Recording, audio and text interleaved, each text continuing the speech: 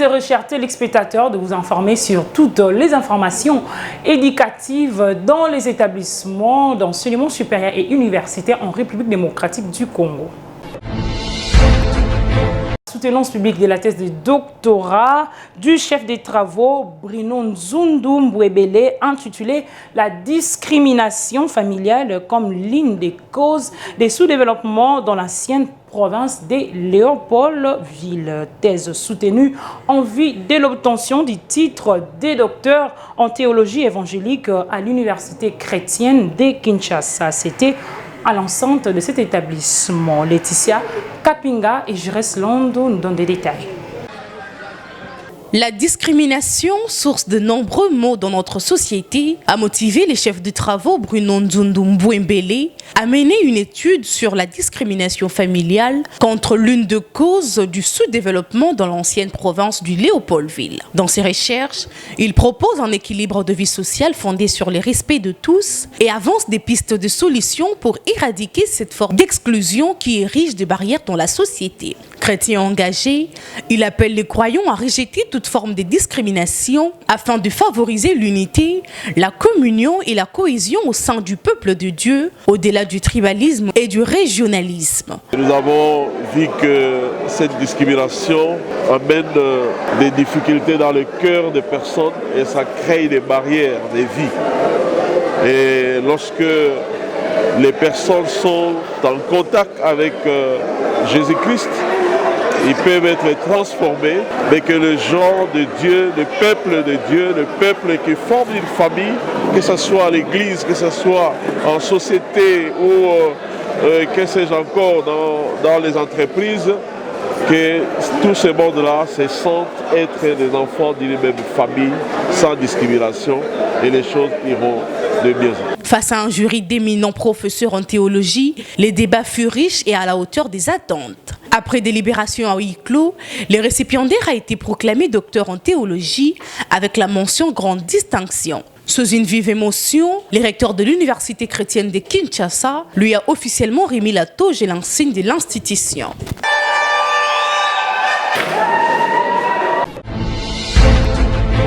Le projet collectif des étudiants de l'Institut national du bâtiment et des travaux publics, l'INBTP en sigle, vient d'être proclamé meilleur dans la catégorie infrastructure des transports. C'était lors de la tenue de la 10e édition d'Expo Béton qui s'est clôturée le samedi dernier. Un chèque a été remis à ces apprenants par les organisateurs dans le but de lancer ces projets. Suivez. Ils sont sortis en euros au concours des projets organisés à l'Expo Béton. Ce sont les étudiants de l'Institut national du bâtiment et des travaux publics, INBTP, qui dirige le professeur ingénieur Cédric Chibangu Mounienze. Le titre de la proposition d'amélioration de la mobilité à Kinshasa par l'intégration d'un système de transport multimodal, ponts, routes, rails, échangeurs et aéroports, c'est l'intitulé du projet commun défendu par les apprenants de l'INBTP à ces concours, précisément dans la catégorie infrastructure des transports. De main de Justin Kalumba, ministre de l'entrepreneuriat et du développement des PME, le porteur de ces projets ont reçu leur chèque don de l'Expo Béton. C'est son Excellence, Monsieur le ministre de Petites et Moyennes Entreprises, qui va remettre officiellement les prix aux ingénieurs.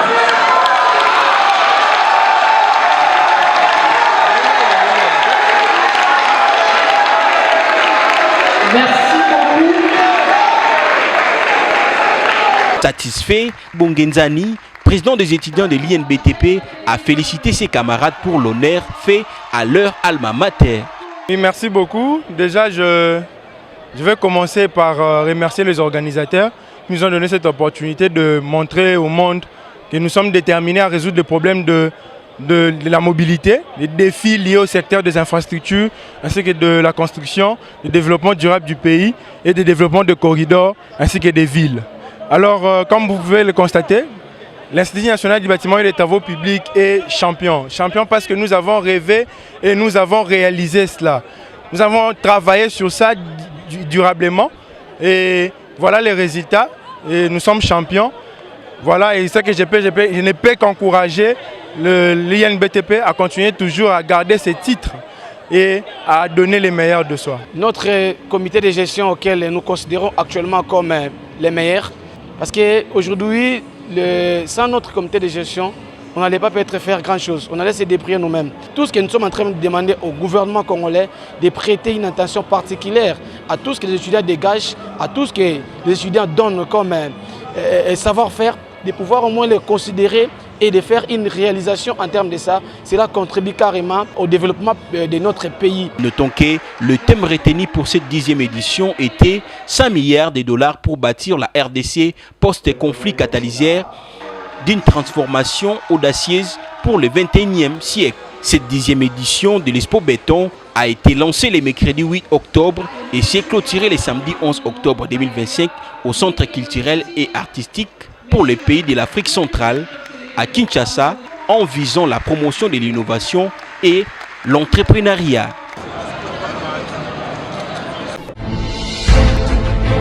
Le café juridique qui regroupe les étudiants de la faculté de droit de l'université de Kinshasa a organisé le 18 décembre sous les hauts patronages du professeur Grace Mouawa la 4e édition du concours de sous-traitance contradictoire en mémoire du chancelier à titre posthume Augustin Bakambe. L'activité s'est déroulée dans la salle du conseil de la faculté de droit. Suivez. La 4e édition du concours de plaidoirie contradictoire en droit pénal s'est ouverte le jeudi 18 décembre 2025 à la faculté de droit de l'université de Kinshasa. Organisé par les cafés juridiques, l'événement parrainé par le professeur Grace Mouawa est dédié à la mémoire d'Augustin Bakambe, chancelier à titre posthume de cette structure. La cérémonie s'est déroulée en présence du procureur général près la Cour de compte. Après le mot d'ouverture du chancelier du café juridique, Daniel Kadima, place aux plaidoiries simulées entre les compétiteurs. Satisfait du bon déroulement du concours, Daniel Kadima est revenu sur l'importance de cette activité académique. Cette structure, le café juridique, a pour but de promouvoir l'excellence et l'humiliation scientifique. C'est une structure qui existe depuis 1978, œuvrant à la faculté de droit de l'université de Kinshasa. Cette structure rassemble des étudiants de toutes promotions confondues afin de les stimuler à maîtriser et à approfondir les connaissances en droit. Ces concours est un concours maison, c'est-à-dire un concours qui a caractère de coutume dans notre structure. Je rappelle d'ailleurs à ceux qui ne le connaissent pas, j'ai été participant et deuxième de ces concours pour le cadre de sa 2e édition.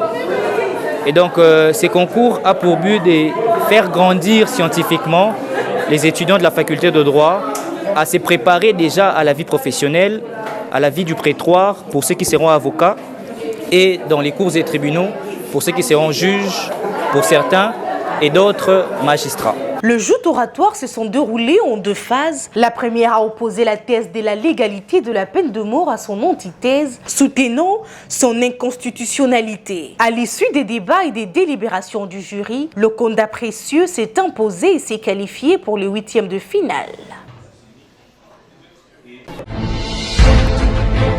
La Haute École de commerce de Kinshasa, en partenariat avec le PEFD et FPM, ont organisé la journée internationale de l'épargne dans la salle des bibliothèques centrales de cette institution. Une activité articulée autour des panels, échanges et témoignages. Objectif, outiller les étudiants sur l'inclusion financière en République démocratique du Congo. Magloire Landou et Blaise Boucha dans des détails. Sensibiliser, éduquer et accompagner les jeunes vers une meilleure gestion financière, c'est l'objectif qui a guidé la célébration de la Journée internationale de l'épargne à la HEC Kinshasa. Organisée par le FPM en partenariat avec la Haute École de commerce de Kinshasa, cette activité a réuni de nombreux étudiants dans la grande salle de la bibliothèque autour du thème « Épargner en RDC pour mon avenir, oui c'est possible ». Des communications ont structuré la rencontre. Roger Mouyane sur le digital au service de l'épargne et M. Guiton sur l'épargne comme levier de réussite. Ces exposés ont été suivis d'échanges interactifs animés par Francis Nzonde Omio et Madame Florence autour des défis et opportunités de l'inclusion financière en RDC. Alors, notre présence ici se justifie par rapport à l'activité que nous avons organisée dans le cadre de la célébration de la Journée internationale de l'épargne. On a trouvé que c'était bon de venir vers les étudiants et discuter avec eux parce que c'est une cible de la population qui est très importante pour la population congolaise, surtout pour son avenir. Donc, généralement, quand on parle des questions d'argent, surtout avec les jeunes et de surcroît les jeunes étudiants qui demain vont être actifs au niveau de leur vie professionnelle. Donc il est très important de les préparer déjà sur comment ils doivent aujourd'hui déjà gérer leur argent et plus encore lorsqu'ils vont être actifs. Donc il est question de les préparer à être des citoyens économiques responsables pour l'avenir, dès aujourd'hui et pour l'avenir. Nous sommes réunis dans cette salle bibliothèque pour partager une notion importante, la notion de l'épargne. Et aussi, par rapport à cette journée internationale de l'épargne, nous avons profité d'une expertise pertinente de nos intervenants. Et surtout, nous sommes dans une école de gestion. En tout cas, nous avons bénéficié des matières importantes pour notre vie quotidienne. Cette journée a permis aux participants de mieux comprendre le mécanisme de l'épargne et l'importance du gestion responsable de leurs finances. Elle rappelle fort, l'éducation financière demeure un levier essentiel pour l'autonomisation économique de jeunes et la construction d'un avenir durable. Rendons-nous dans la province du Haut-Katanga à l'Institut supérieur technique de Lubumbashi, Estelle en sigle, conduit par son directeur général, le professeur Jeannot Pagna, où l'on a organisé la pédagogie universitaire sur l'enseignement supérieur et universitaire, recherche scientifique et innovation technologique à l'heure de l'intelligence artificielle. Les détails dans cet élément que vous propose Georges Lumbe et Christian Chipamba. Respectant les instructions du ministère de l'Enseignement supérieur, universitaire, recherche scientifique et innovation en RDC, l'Institut supérieur technique de Lubumbashi, Estelle, a organisé la pédagogie universitaire ce samedi 15 novembre 2025 sur le thème « L'enseignement supérieur, universitaire, recherche scientifique et innovation à l'ère de l'intelligence artificielle ». Un événement haut en hauteur qui a réuni des professeurs, chefs de travaux, assistants et chargés des cours, ici, dans la salle machine de l'Estelle. Dans ce mot des circonstances, le professeur associé Jalon Pagna, directeur général de l'Estelle, a salué l'instruction ministérielle, celle d'organiser des journées pédagogiques dans des institutions universitaires en début de l'année académique en cours. Nous, les universitaires, sommes les gardiens du savoir, les architectes de l'esprit critique et les guides de futures générations. Trois orateurs ont alternativement éclairé l'opinion publique sur l'intelligence artificielle. D'abord, le professeur docteur Boula Axel a capté l'attention de l'auditoire sur l'impact et la quintessence de l'intelligence artificielle dans l'enseignement supérieur, universitaire et sciences scientifiques et innovation. Un étudiant peut utiliser l'IA générative pour un apprentissage personnalisé. Nous savons que les étudiants n'ont pas les mêmes capacités. Après avoir suivi un cours, ils ne retiennent pas nécessairement les mêmes choses. Comment enseigner avec l'IA? Est-ce une bonne pratique? Thématique développée par le professeur associé Jalon Pagna avec preuves détaillées et méthodiques. Très important. Et dans ces cours-là, on dit par exemple, dans le module 2, de l'idée du projet entrepreneurial. Le master Fabrice Molengwa est également revenu sur réinventer l'évaluation académique à l'ère de l'intelligence artificielle, cas des enseignements supérieurs en RDC. Un exposé crucial de l'impact de l'IA. Les critères d'évaluation sont totalement respectés. Toutes les confusions et lacunes sur l'intelligence artificielle ont été éclairées et ont participé à cette activité des grands enjeux Le professeur ordinaire Norbert Lupici a salué l'organisation de cette journée et profité de l'occasion pour rappeler l'impact des formations perpétuelles. J'ai décidé, j'avais choisi de venir ici en qualité de simple enseignant pour apprendre, parce que je n'ai pas eu la chance de suivre M. Bou à l'université de Lubumbashi.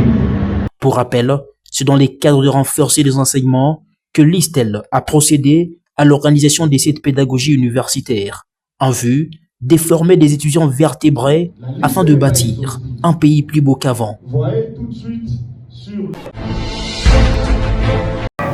À Kinshasa, Leadership Academia University, via son centre de recherche, a présenté un projet de la mise en place d'un incubateur universitaire et programme entrepreneurial en partenariat avec l'ASBEL Silicon Village. C'était au centre d'affaires de cette structure. Valongolo pour les commentaires.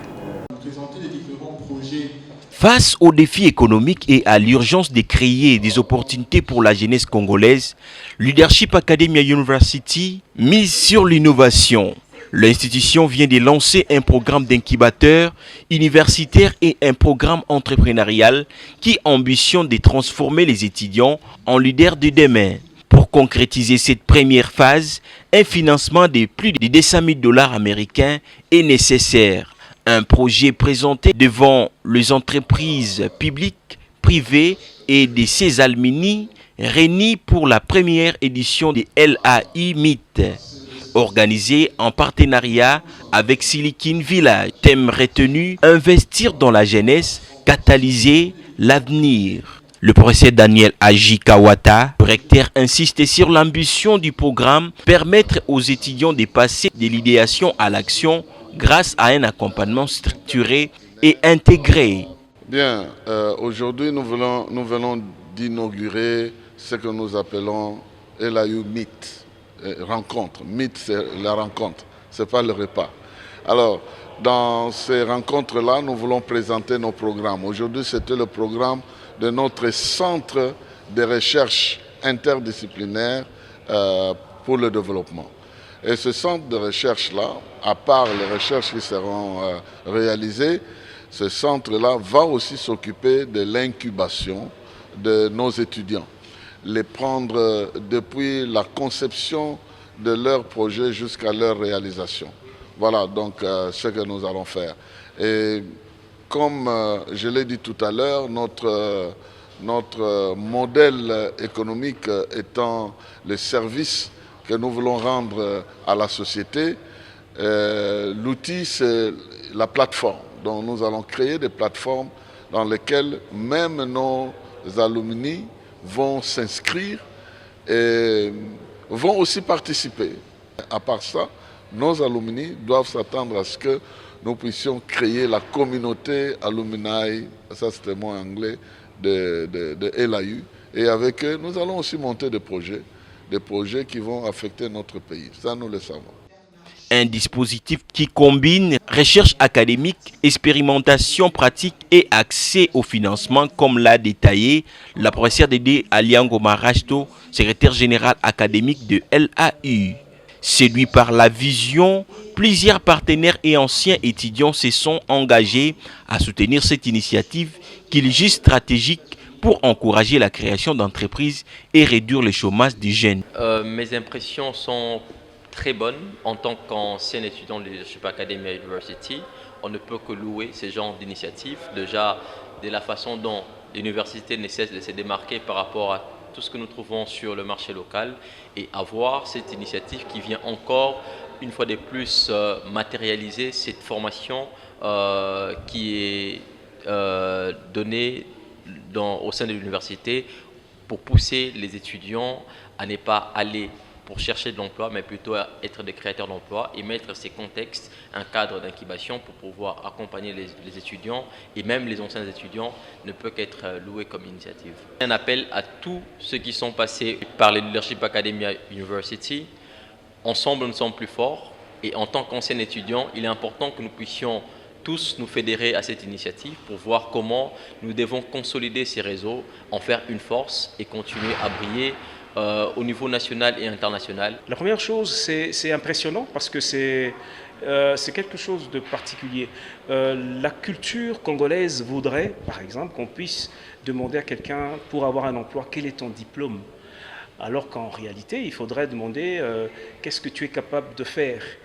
Et la tendance aussi, c'est d'orienter les gens dans des métiers universitaires. Aujourd'hui, moi j'ai vu que le prof a dû partager un programme d'entrepreneuriat au niveau de l'université, un incubateur universitaire. C'est quelque chose de vraiment innovant à soutenir. Et je pense que c'est un module en tout cas qui vient capaciter nos jeunes étudiants de manière à ce que quand ils finissent les études, ils ont quand même cet esprit entrepreneurial, ils essayent de pouvoir se positionner en indépendant. Et avec l'appui d'un incubateur universitaire, ça permet de se créer eux-mêmes l'emploi et puis surtout de contribuer à la richesse de la nation. La seule recommandation au niveau des entreprises, c'est déjà de pouvoir avoir quand même une certaine attention avec ce que fait l'université. Les entreprises doivent être disposées à recevoir des jeunes qui viennent en stage. Par exemple dans ces entités techniques comme les nôtres. Et en termes de contribution, nous avons proposé des crowdfunding qui peut être un outil qui est un financement participatif, où vous avez des contributions de petit niveau, mais quand c'est à une masse importante, ça donne beaucoup plus d'argent. Autre moment fort de cette rencontre, le lancement officiel de la plateforme mondiale des alumni de l'AI qui compte mobiliser plus de 20 000 membres répartis dans le monde. Avec cet incubateur, Leadership Academia University a tant structuré un écosystème entrepreneurial solide, ancré dans l'innovation et tourné vers l'avenir de la jeunesse congolaise.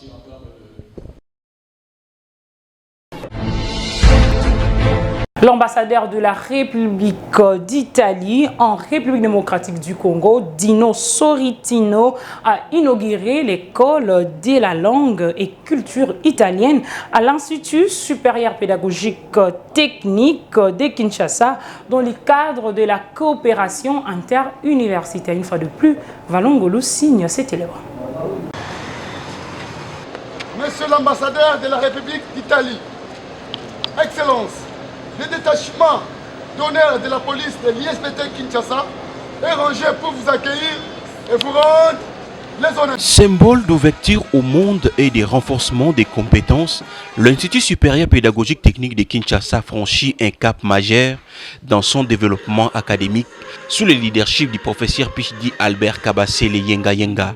La communauté universitaire de l'ISPT Kin a accueilli Dino Sorrentino, ambassadeur plénipotentiaire d'Italie en RDC, venu inaugurer l'école des langues et des cultures italiennes, fruit d'un partenariat stratégique entre l'ISPT Kin et l'ambassade d'Italie. En présence du directeur de la maison civile du chef de l'État et de plusieurs invités des marques, le directeur général de l'ISPT Kin a exprimé sa gratitude envers la coopération italienne engagée à soutenir la formation technique en RDC. Mais la RDC manque la main-d'œuvre qualifiée dans les domaines techniques pour aider notre pays à prendre une hauteur. Ainsi, éclairé par la vision du chef de l'État, Félix Antoine Tshisekedi Tshilombo, le grand chancelier des universités, nous avons pris à bras-le-corps et sans effort de travailler pour doter notre pays de technologies en scellant les accords avec des grandes puissances. Et voilà pourquoi l'Italie est la bienvenue aujourd'hui. Voici au moins là une fenêtre pour apprendre la langue italienne. Vous êtes à 3000 étudiants, sans parler des enseignants et des travailleurs. Certains pourront choisir l'Italie comme leur deuxième pays pour les transferts de technologies. Et bientôt, son Excellence, Monsieur l'Ambassadeur, va ouvrir une école de langue italienne. C'est une opportunité pour laquelle je vous prie de la saisir. L'occasion faisant les larrons, le professeur Salomon Basseminane, secrétaire général académique de l'ISP Tekin, a saisi l'occasion pour lancer officiellement les activités académiques au sein de l'ISP Tekin, et sans oublier les mots du remerciement du président de l'ISP Tekin à l'ambassadeur d'Italie en RDC. Pour sa part, l'ambassadeur a souligné que l'italien est la langue de la créativité, de l'art et de la technologie, tout en annonçant l'installation prochaine de la chaire italienne au sein de l'ISP Tekin. Je tiens à remercier sincèrement l'Institut supérieur pédagogique et technique de Kinshasa pour avoir mis à disposition les locaux qui accueilleront les cours d'italien qui sont ici. Ce geste témoigne d'un véritable esprit de partenariat et d'un intérêt concret pour la formation linguistique et culturelle.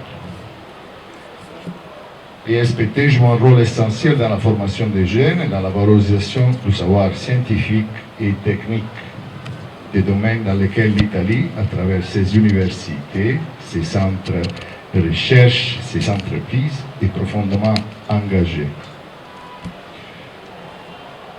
C'est aussi pour cette raison que le gouvernement italien a décidé de soutenir la création d'une chaire d'italien au sein même de cette université, afin d'intégrer l'étude de notre langue dans le parcours académique des étudiants. Moment fort de la cérémonie, la coupure du ruban suivie de la visite des locaux, puis d'une leçon inaugurale adressée aux premiers apprenants. Ces projets bénéficient de l'appui de la société Dante Alighieri de Kinshasa.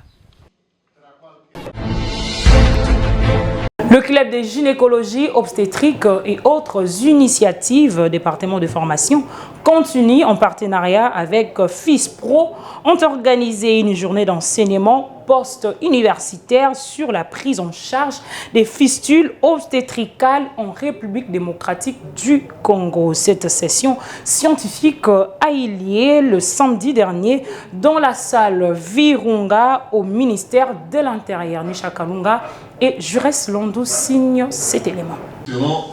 La salle Virunga du ministère de l'Intérieur a connu un moment fort en matière d'enseignement post-universitaire, une activité organisée par le club de gynécologie obstétrique en partenariat avec FISPRO sur la prise en charge des fistules obstétricales en République démocratique du Congo. Le docteur Ali Machala Bangambe a ouvert la session par le mot de bienvenue suivi des interventions éclairantes du docteur Eloge Ilunga et du docteur Lucien Wasingwa. Ils ont abordé des sujets cruciaux comme le facteur des risques, les mécanismes physiopathologiques ainsi que la prévention et les techniques chirurgicales des réparations obstétricales. On peut retenir que la fistule obstétricale est encore un problème de santé publique dans notre milieu. Elle n'est pas encore éradiquée comme dans les autres cieux et que dans l'objectif 2030, on doit réduire les fistules obstétricales jusqu'à 30% dans le but de les éradiquer finalement comme ailleurs. Pour ça, on doit connaître les facteurs de risque, on doit agir sur la prévention, mais on doit au niveau gouvernemental établir des programmes nationaux de lutte véritablement contre ce fléau et former des chirurgiens de la fistule dans différents coins de la République pour réparer correctement lorsque celle-ci est arrivée. Donc, la session d'aujourd'hui n'était pas de former des médecins pour faire la chirurgie des fistules, mais plutôt pour diagnostiquer et faire la sensibilisation pour que les femmes ne restent plus dans la communauté sans aucun traitement et pourtant qu'il y a un traitement disponible et gratuit au centre hospitalier Bolamu dans la commune de Mongafula. Les allocutions ont été enrichies par des démonstrations pratiques et des retours d'expérience favorisant une interaction entre professionnels de santé et participants. La cérémonie de remise des brevets a conclu cette session scientifique dans une ambiance conviviale, récompensant ainsi l'engagement de ces médecins et autres personnalités. Aujourd'hui, il était question de réunir toutes les compétences. Vous remarquerez avec moi qu'on avait réuni des gynécologues, des rénaux obstétriciens, des anesthésistes, des sages-femmes, des étudiants en médecine pour parler d'un sujet très capital, très important. Il s'agit de la prise en charge des fustules en République démocratique du Congo. La fustule obstétricale n'est pas de la sorcellerie, comme beaucoup peuvent le penser. C'est une maladie, comme toute autre maladie, mais qui peut être traitée si on le découvre à temps. Soulignons la présence de nombreux partenaires qui ont profité de l'occasion pour présenter leurs produits pharmaceutiques dans le but de contribuer à la prise en charge des patients en RDC.